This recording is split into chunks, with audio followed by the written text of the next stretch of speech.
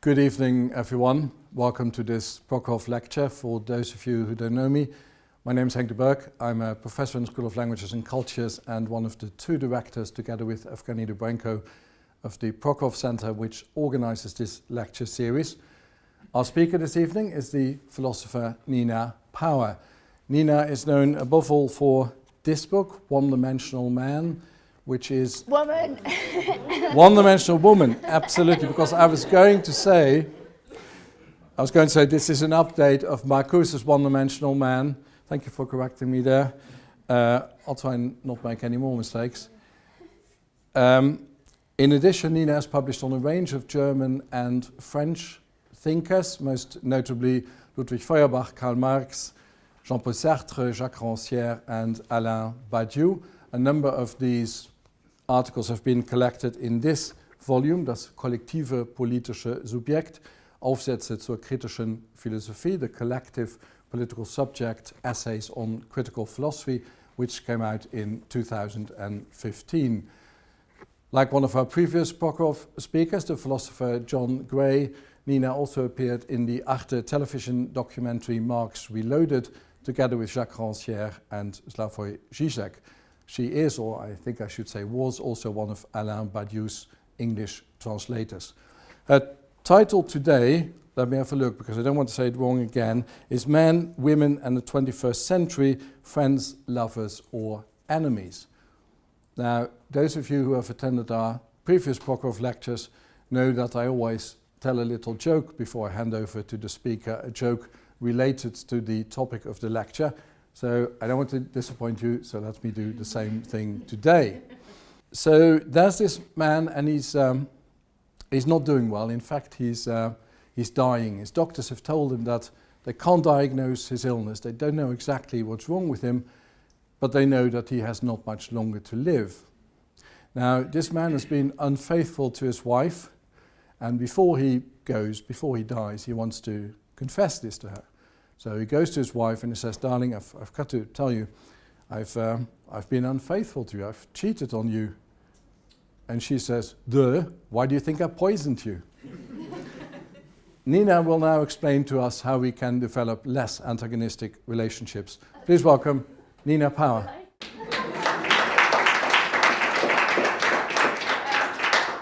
Right, yeah, thank you. So I thought that I would speak without notes for about 40 minutes on the project, which I'm calling the Man Project at the moment. And to put it in some context, there are also some security guards here, which is very interesting. Thank you, Sheffield, for protecting me from the vicissitudes of contemporary life. So basically, Henk mentioned, thank you for the introduction and the joke. Also, this earlier book, which is now about 10 years old, One-Dimensional Woman, which was a polemic that was written as a sort of intervention, even before the global economic crisis at this point, really, because most of it was written before that happened, into what I saw as a kind of very ideologically suspect sort of promotion of women as workers, as consumers, and how this was being branded as sort of feminist choice and so on. And in a way, it seems quite a long time ago. It was a long time ago in a certain way. I think some of it is still relevant, some of it kind of became even more prominent socially as well. But the thing I wanted to begin by talking about the difference between that project and the project I'm going to talk to you tonight about is the polemical aspect. So this very short book is really an essay. It looks like a book, but sort of, it's more like a pamphlet. Was a polemic, and it was designed obviously like from a sort of literary point of view to intervene and to sort of be one-sided in a certain way, even though it's criticising one-dimensionality. It's also itself a very partisan text, and I try to use humour and various things in order to sort of, I don't know, like jab at a certain kind of set of phenomena. And in this second project, so the book that I've been working on, the research I've been doing about men, although I will also talk about the relation between men and women, and what I ended up talking about in the end was what I call heterosociality. So not heterosexuality or homosexuality, but heterosociality. So the idea that men and women live together I know, controversial. Not just together, but socially, and how we sort of deal with this fact. But the second project, the Man book, it's called What Do Men Want?, which is obviously a kind of joke reference. I like these sort of pun titles. Clearly, like the One-Dimensional Woman was a reference to Marcuse's One-Dimensional Man. And this title, What Do Men Want?, is obviously a reference to Freud's infamous question, what does woman want? Right? He writes in a letter. Freud was obviously very criticised for this sort of question, but in a way he was asking like a very profound question in a strange way. He was admitting to a certain kind of opacity of knowledge. So I thought it would be humorous in the first place to reverse the question and ask, what do men want? And that also sort of sets the project in relation to the question of desire. And I wanted it also to be quite sort of psychoanalytic in a general sense. So what is desire? Not just sexual desire, but drive, what drives men, we could say. And in relation to the first project then, it's not so much a polemic, right? I think there is quite a lot of pressure on female writers, perhaps especially if they are known as feminist writers, to write maybe quite polemical statements, particularly in the media, about men, and to make generalizations about men. And one of the things that I'm responding to is a lot of this kind of very internet and media-led sort of rhetoric around things like toxic masculinity. You've probably heard this phrase, ideas of like mansplaining and manspreading and so on.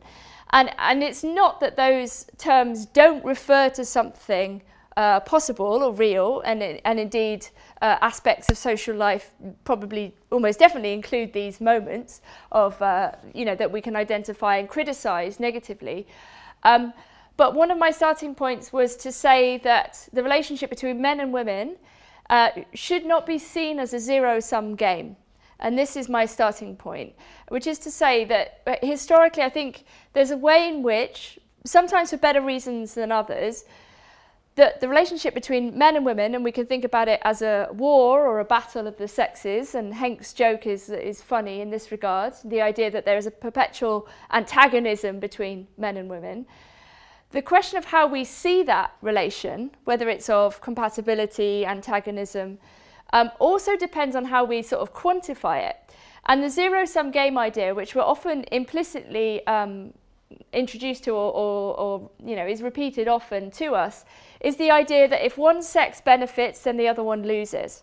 So it would be historically the example that men have always benefited at the expense of women. Certainly we could say this is true. When we talk about patriarchy and so on, there's a very, very real sense in which feminist diagnoses, whether we're talking about Wollstonecraft or whether we're talking about the second wave of feminism, late 60s, early 70s, or today where feminism has become much more diffuse in lots of ways, and I have lots of criticisms of contemporary feminism. We can maybe talk about those at the end if people want to.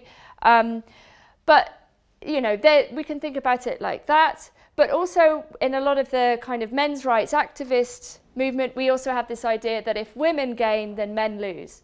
Okay, so this is the zero-sum game presupposition of, let's say, the relation between the sexes. And that narrative is being pushed to us a lot in many of these sorts of discussions about how things are between men and women. And we can also see this in movements such as the Me Too movement, if we can call it a movement, where there's a sense of a sort of historical reckoning, which is to say, where there have been situations where men have, let's say, abused power, and the question of what power is a very, very complicated one in any given social situation, like whether we're talking about economic power, sexual power, power of violence, or the threat of violence, and so on. And the different kinds of power and how different kinds of power interact is also part of what the book is about. But we could say, like, the Me Too movement was maybe one way of looking at it, a sort of historical reckoning, an attempt to say, look, this is how things have been done in the workplace or wherever. I mean, obviously there's legislation against certain forms of sexual harassment, but that obviously doesn't then predict behaviour in any way. It might condition it, it might be used to punish certain kinds of behaviour. But we obviously had this moment where the internet becomes a very powerful paralegal tool, Okay, and we have to also understand the relationship between men and women, what, as I say, I'm calling heterosociality, which is to say the recognition that we live in a mixed world, a world in which men and women are together a lot, whether they like it or not, whether it's in the workplace, whether it's just in random encounters, whether it's, you know, in a shop, whether it's at school. You know, obviously there are sex segregated schools, but we live in a very co-sexual world, right? And there's a kind of big question, I think, for everybody about how we navigate and negotiate those relations, most of which, of course, are not sexual, we have to say. You know, and there's a kind of perhaps an over-dominance of thinking about the relationship between men and women in sexual terms, you know, which also then restricts the possible forms of relations that we might want to encourage. So one thing I'm very interested in is male and female friendship, which some people would say is impossible. You could never have men and women being friends, you know, and both women and men say this at different points, although it's often quite a strong position on the sort of men's rights activist thing. And when I refer to these groups of people, again, the internet is a very important tool. So a lot of the kind of contemporary men's movements obviously have these kind of online communities. So men's rights activists in particular is a very kind of broad, you know, church in a certain way, sometimes referred to as the manosphere, this dimension of the internet, where different groups of men come together to talk about problems that they feel specifically impact men and don't impact women. And a lot of these discussions we could see through the lens of a certain kind of misogyny, but not all of them in a certain way. And what I wanted to try to do is to sort of slightly paradoxically bring together a sort of second wave feminist approach with a sort of almost taking seriously some of the claims of the men's rights activists, which is not to say that they're always right, but to at least recognise in the first place a certain kind of resentment. And there is resentment on both sides, and that's the zero-sum game idea. That in a sense, if something, you feel that something is being taken away from you, or that you're not getting what you want, whether it's enjoyment, money, or whether you feel that you're being kind of violated, or that you're being unfairly treated by the law, let's say, you know, this obviously then breeds resentment. And then it's very easy, because this is how human beings work, then to kind of create groups and say, like, I hate all men, or I hate all women, or women are the problem, or men are the problem. Okay, and we know that this is kind of a possibility, and at various points in human history, we see, like for example, the witch hunts, overwhelmingly women burnt. In this moment, it's very easy to take a group and identify them, and then identify that group with something bad, and then punish that examples of that group, right? So it's a historical possibility. So I want to say not that it's very easy to reconcile men and women, but that we have a historical moment, like after Me Too, for example, if we see that as a certain kind of historical reckoning, a paralegal historical reckoning, not without its problems, I have to say. Obviously, it's very, very risky to use something like the internet to put someone's name out there and potentially destroy their life. You can't necessarily control the effect you've had, as we've seen in certain kind of cases. And also, if you're doing it in an extra legal way, then the kind of burden of proof is different. You know, you can say whatever you like in a certain way. And this is also something we have to understand about the power of the internet. But in a sense to say, well, what comes after? What comes after these moments of resentment, these moments of kind of acting out that have proceeded historically along sexual lines, which is to say where you have groups of men attacking all women and groups of women attacking all men. Okay, and we know, for example, that most people don't actually think like this in their everyday life. Lots of people have lots of different kinds of relations. It's very, very few people, both either men or women, that have completely sex-segregated existences. We can think about religious communities. Mount Athos, for example, is a Greek island where there are only men. It's a religious island. Only men are allowed to be on the island, and they only have male animals, right down to insects, because they couldn't you know, you can't really sexuate insects very well, but they only have male mammals and things like this. So it's a completely male place, and we can think about various monasteries and things like this. But these are very atypical. I mean, they do exist. Nunneries also, you know, majority or sort of sex segregated places. But there is one thing I look at that is quite interesting, is a kind of male separatist movement, which does exist. It's called Men Going Their Own Way, MGTOW. And I wanted to compare this, which this is obviously a small movement in some ways, and I'll explain what their motivation is in a second. But in relation to, in the 70s feminist movement, again, a very small aspect of the 70s feminist movement, but the idea of a kind of female segregation based on perhaps a sort of political decision not to live under patriarchy insofar as that is possible. What would it mean to live without men as a possibility, whether it's for sexual or political reasons or a combination of the two? You know, and to see what the parallels were. You know, most people, I think, would say we live in a male-dominated world. The question of what that domination is harder than it might at first seem to identify in a certain way. We could say, well, the patriarchy is historically about property, you know, that we live in a kind of patrilineal world in which, you know, it's the relationship between men and property that dominates, and women become historically a kind of property of men, and that would include the children. Therefore, that's one way of thinking about patriarchy.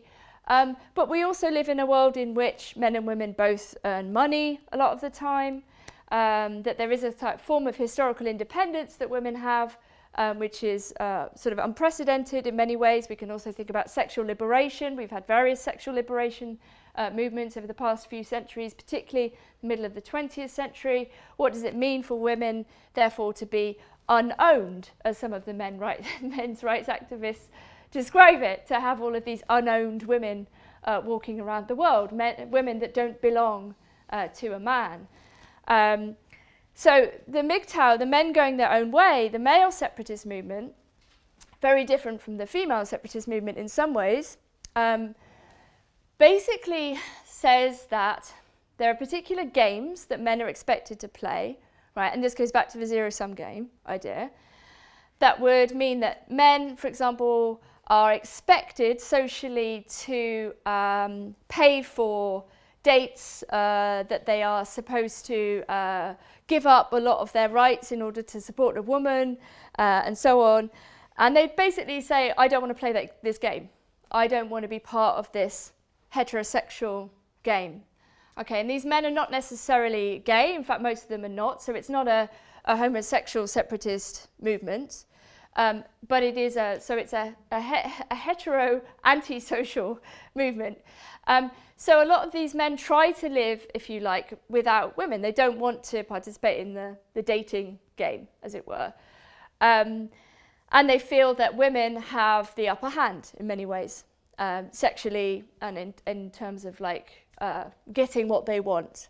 Okay, and a lot, because I'm interested in this question of desire, there's this question about enjoyment as well. It's like, who is actually enjoying themselves, right? So for a lot of these men in the manosphere, it's like women are enjoying themselves at the expense of men. And there's a kind of resentment of this supposed enjoyment. But I would say enjoyment is a much more complicated question about where it resides. There's also a kind of enjoyment in also attacking other people, you might say. So, you know, men going their own way. I mean, some of the more interesting points they make, for example, would be to say that 60%, one of their claims is that 60% of men historically have not reproduced, which is to say they have not carried out their lineage. And this seems like a very extreme claim, but when you look at things like war and the numbers of men who are killed in war historically, it is obviously the case that a lot of men do not become fathers, for example, and that it is men who tend to die in those situations. Of course, women die in occupied countries and so on. There's obviously war impacts women and children as well very seriously. But from their point of view, what they're looking at is almost like the sacrificability of men, the dispensability of men. So a lot of the kind of men's rights groups are looking at what they see as a sort of the valueless of men, you know, the way in which men are not valued, even though we might find that very, you know, instinctively incorrect. We would say surely men dominate, men, you know, have lots of things, they, you know, they decide what happens, and so on. Look at male leaders. But I think for a lot of these men who feel very dispossessed, and we could also think about this in relation to the question of access to sex. I'm sure all of you have heard about the incel problem, so the idea of involuntary celibacy. It's become a very big kind of question where you have young men who feel that they deserve sex, perhaps, or that they recognise that they're not getting sex. You know, they're celibate, but they're involuntarily celibate, as opposed to the vol cells, who are the voluntary celibates. So like men going their own way would be vol cells. Okay, so they've actively decided not to have heterosexual relations with women, but it doesn't necessarily always stop them resenting women. They haven't kind of totally segregated themselves from at least their resentment towards women, you could say.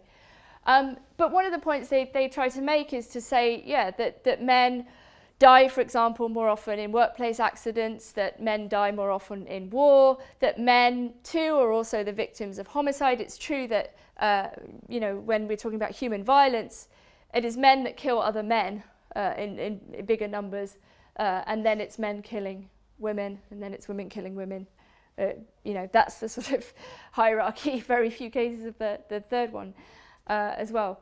So it's a kind of way of seeing the world, I suppose, this idea that comes from this male separatist movement.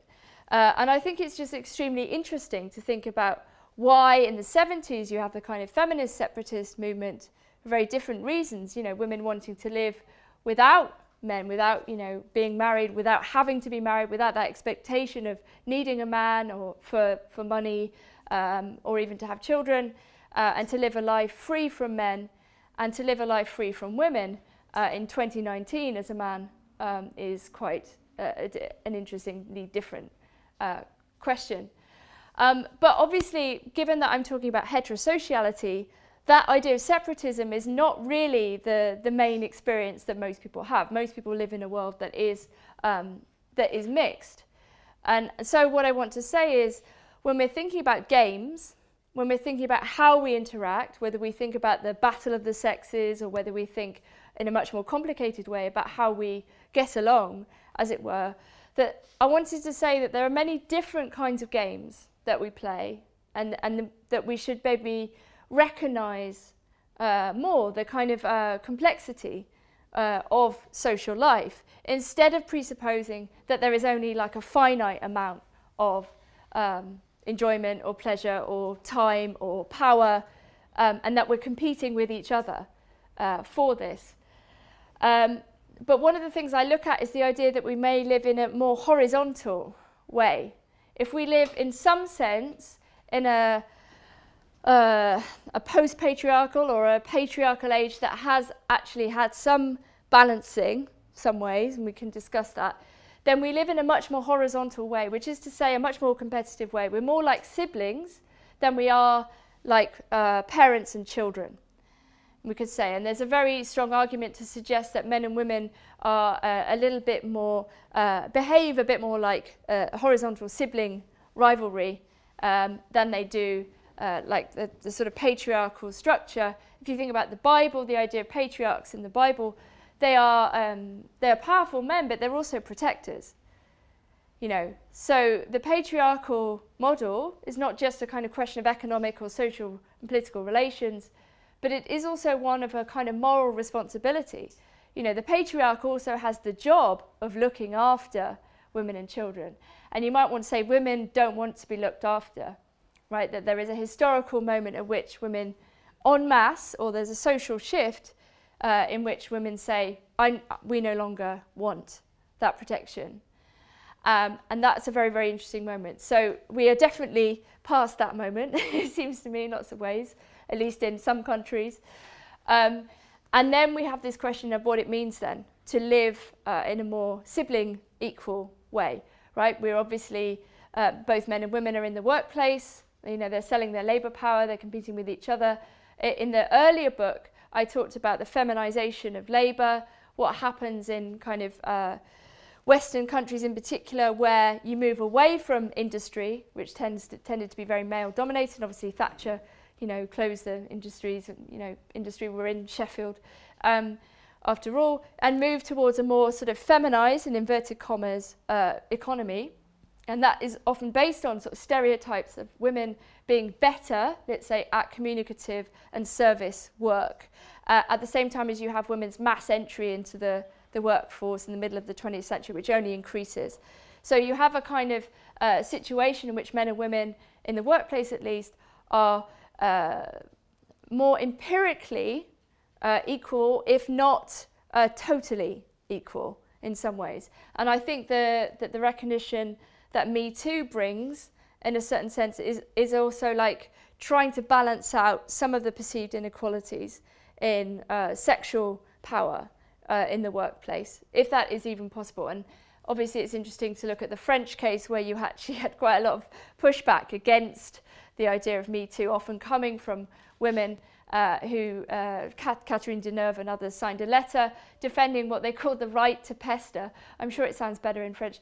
But this idea that if you kind of legislate completely against flirtation and those sorts of perhaps unquantifiable modes of interaction in the workplace and outside of work, then you end up in a very, very like boring and regulated world, a world that kind of gets rid of risk, for example.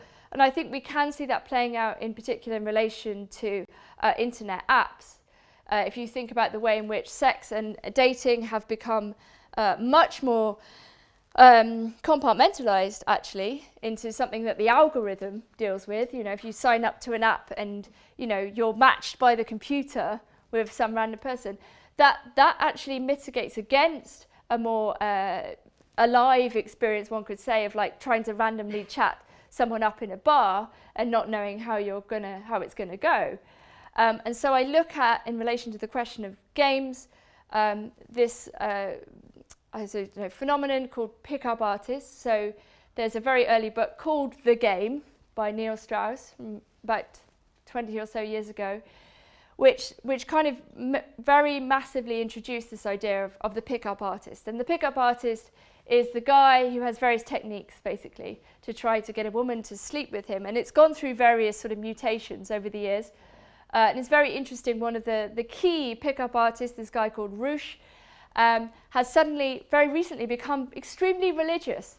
And he's renounced all of his previous behaviour. So I think probably he's reached his 40s and has decided, oh, I need to do something else now, perhaps. But in a sense, I take it very seriously as well. I take seriously his religious conversion. And he says, look, I spent 20 years picking up women.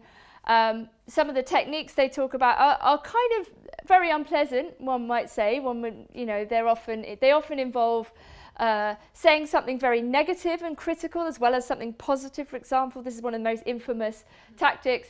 And therefore you get someone's interest because you're like, who is this person who is, daring to say something mean to them? Oh, they must be interesting. And, there are all these kind of techniques and tactics whose goal is, at least in the original version of The Game, the Neil Strauss book, which is a massive seller, was in a way to just get women to sleep with you, to have sex with you. But one sort of strange thing that seems to have happened really is that sort of risk-taking that Strauss and the early pickup artists engage in, where they basically go to bars, they go to clubs, they randomly try to speak to women in everyday life, and they do run the risk basically of being like punched in the face or having a drink thrown over them, or some sort of negative response, which happens a lot in the journalistic account that Strauss writes up.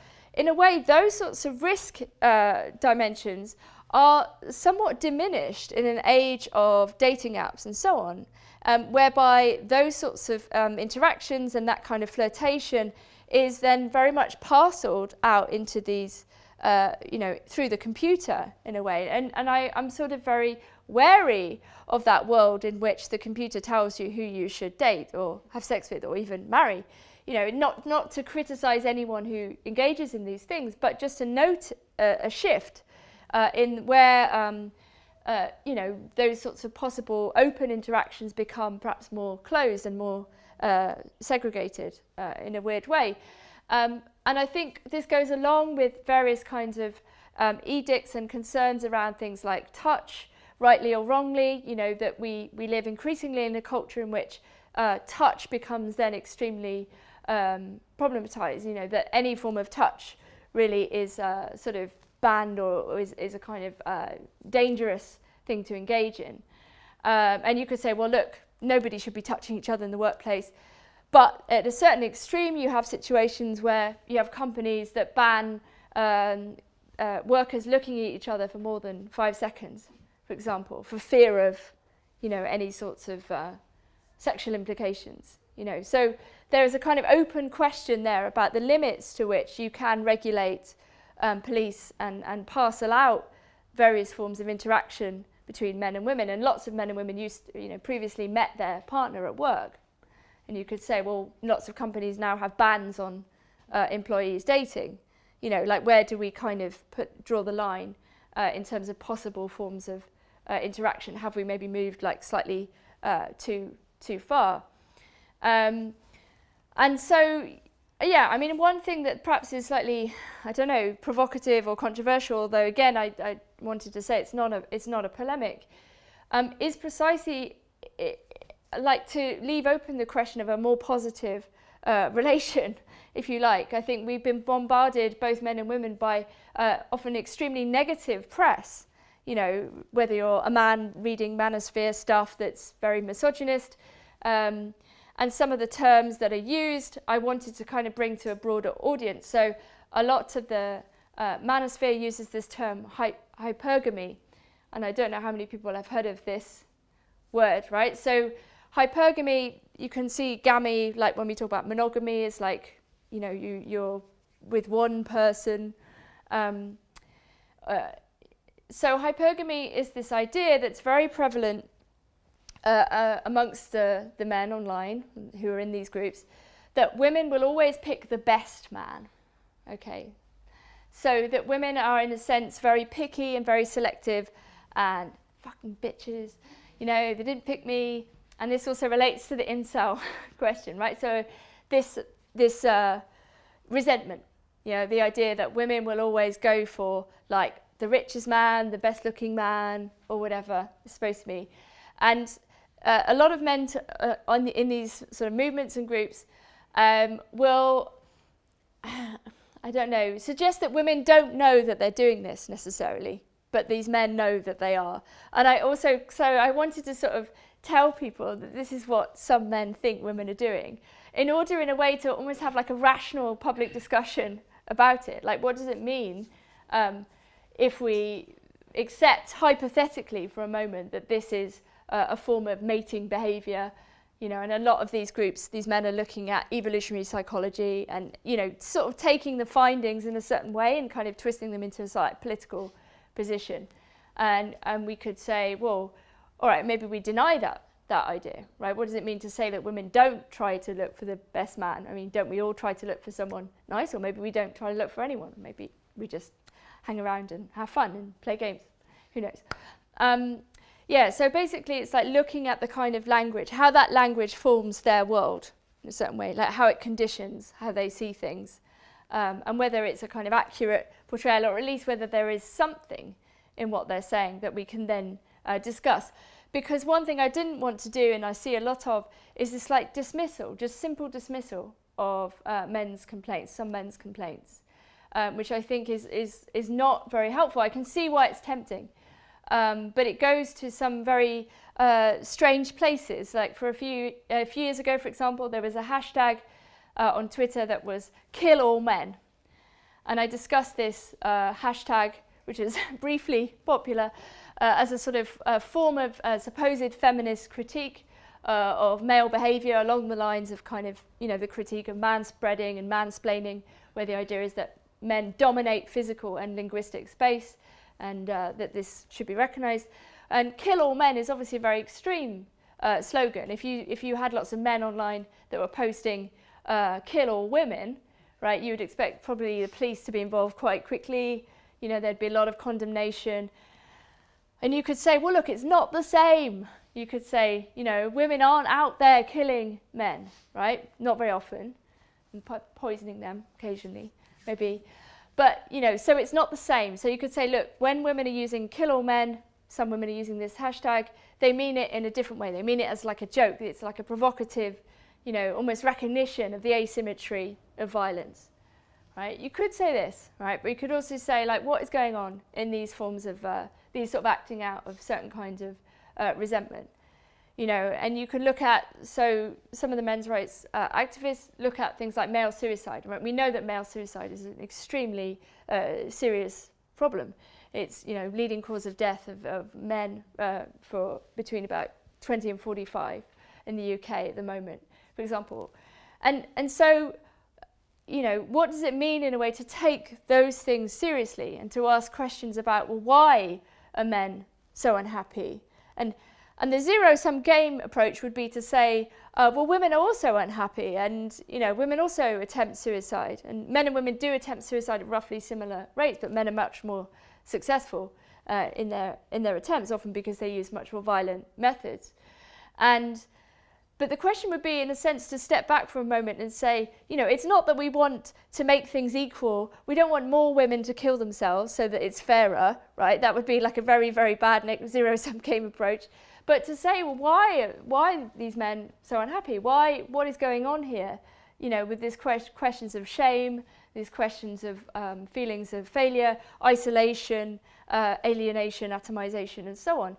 And so that kind of initial instinctive response to say, well, like, women are unhappy too, or, you know, something like this, it's like, well, put that to one side for a moment, you know, and to ask the question, well, why are both sexes unhappy in a certain way? Are they unhappy with each other? You know, why do certain forms of violence and you know, destruction affect men in particular ways differently to women? And so I'm trying to sort of be fair in a certain way, and also to look for unlikely parallels perhaps between, like, the second wave feminist project, you know, which to my mind basically asks the most serious questions, the most profound questions that feminism asks, I think, belong really in the second wave, where the questions of what it means to be a woman, woman's role, but also the relation between men and women is really posed in the most serious and intricate and deep way, in a way that hasn't yet been answered. I think various shifts in contemporary feminism have moved away from the serious and difficult questions, which remain sort of incomplete questions. Well, possibly they are incomplete, incompletable in a certain way, but I think we should sort of stick with them. And it's very revealing, I think, that a lot of the second wave feminists also wrote about masculinity. They were also concerned to say that gendered expectations, so the idea that if one is a boy or a girl or a man or a woman, one must behave in certain ways and be a certain kind of person, was also very destructive for boys and for men. And this is a crucial second wave insight. And in a way you could say, look, it's feminism at that point that is also thinking about how men and women can get along better. And it's also recognizing the damage that patriarchy and these sort of gendered expectations will do to men as well. And this is a feminist insight, and it's there that's really discussed. So it's in a sense not so incompatible, bizarrely, to think about how second wave feminism and contemporary men's rights activism, which we would think is very misogynist and in some ways it does exhibit, you know, this misogynist resentment, but it's not quite as simple as we might think. It's not that all these men blame women for all their problems, although some of them do have that dimension, but there is also a real recognition of the trouble that certain expectations have for boys and men, which is a feminist point. So they're kind of paradoxically making a feminist point without sort of realizing it. And so I wanted the book, maybe I'll just sort of finish in a second, but to be kind of, in a way, like quite positive and uplifting, which sounds like a difficult thing to do when we're talking about toxicity, about sort of domination, about violence.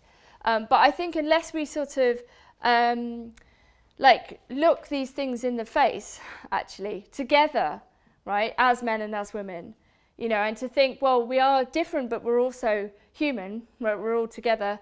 And when I basically asked men, I asked them anecdotally, as a joke a lot of the time, what do men want?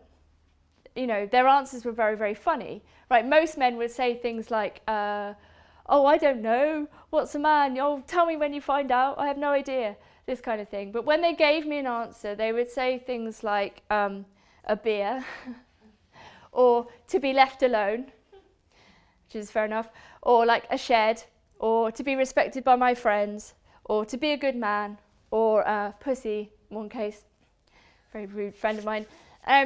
But these kinds of answers, and so of course there is no real one answer to the question, right, of what men want, what do men want, right, and that there never is going to be, okay, but what I wanted to pose in a way is like that as a sort of joke, because often I think when we think about men, we think about individual men, and often men think about themselves as individuals before they think about themselves as men, you know, and I think that's somehow slightly easier for men to do than for women to do. And this is like a very interesting thing to try to understand. It's like, I think often women, and I feel this too, feel themselves to be like bearers of their sex, right? To be like what it means to be a good woman or a particular kind of woman. Like one's womanness is often felt as a kind of question of whether one is doing it well or not. Usually one is not doing it very well. And whereas for men, perhaps there's more emphasis on a certain kind of individualism or individuality before one is understood to be a man, you know. And so it was to pose the question of the level of sex in a certain way, to say, well, what are men exactly? You know, what does it mean to be a man?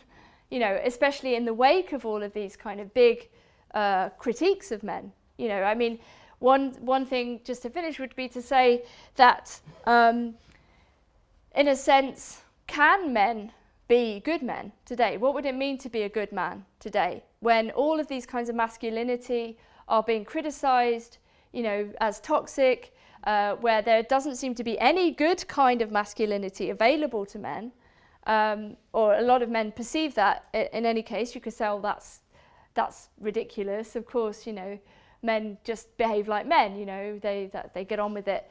But I think there is an increasing feeling, especially around a lot of young men, that we need to diagnose. So, for example, when someone like Jordan Peterson becomes very, very popular with his 12 Rules book, and you could say, well, he's just a hack, he's just, you know, whatever. But that popularity itself is a very, very symptomatic and interesting fact, because Peterson, in a way, represents a kind of older patriarchal model. He's almost like a father figure in the way he dresses, the way he gives you ways of living. You know, he gives you rules, sort of stand up straight with your shoulders back and try not to lie. And, you know, they're very tidy your room, most infamously, Jordan Peterson cautions. But he's very, very, very popular. And it's actually very interesting in the sense that he is telling young men in particular, although young women read his books too, to accept responsibility for their lives, to not be victims, actually. And this is very interesting, and the tension between like the incel mentality in which, you know, you blame women for your lack of sexual success, and a certain like more, more positive image of masculinity in which you tell young men like to take charge of their own lives. You know, and it's not kind of wholly dismissible. It's certainly something that we should recognise. And I think often there's a sense in which we are so blasé and critical, and of course something like this is just like, oh, it doesn't mean anything, and that Peterson is rubbish, and so on. And I don't think it's that simple. I think there is clearly a need that Peterson is responding to amongst a lot of young men, and it's partly to do with this idea of what it means to be a good man and to have a good masculinity, and whether that's possible. So that's kind of also one of the things that I want to say in the book, you know, that not all masculinity is bad, that there are better and worse ways of being a man, and it's not about being a man in the sense of those stereotypical things about, being aggressive or being violent. If you look back to the sort of ancient Greeks and Romans, very weird place to finish, I understand, but one image of what it meant to be a good man for both the Greeks and the Romans was knowing how strong you were, but not using your strength. It would be about having a sort of understanding of your role and your capacity, but not merely acting it out. You know, so that idea that masculinity is always violent, is always active, is always aggressive, is not what it means to be a good man at all. It never was. You know, that's not what being a man is. But it's something much more kind of subtle and something that is much more thoughtful, actually. And I think it's only by sort of recognising these kind of things and not sort of simply slamming men for existing, because, I mean, in a way, of course they exist, right? Men and women exist. That's in a way that my opening line is like, men and women exist. And the question is like, how are we going to, you know, cope with this fact together? So I'll leave it there for now.